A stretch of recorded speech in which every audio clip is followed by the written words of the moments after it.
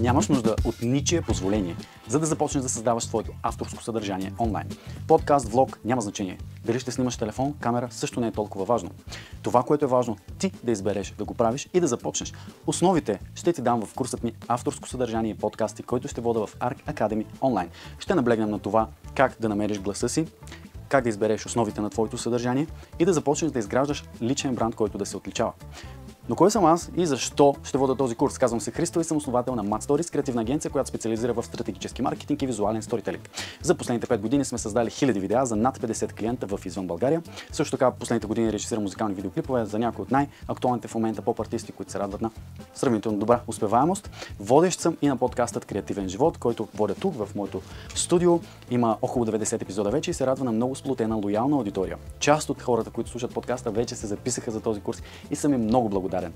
Присъедини се към тях, ако искаш ти да започнеш да създаваш своето съдържание. И не, плюсът не е, че аз съм най-успешният подкастър и ментор или суперзвезда. Плюсът е, че ще се срещнеш с други хора, които създават и горят в това, което правят. И няма нищо по-ценно от това да участваш в такова комюнити. Заповядай, курсът ще се състои. Очакваме те. Май месец.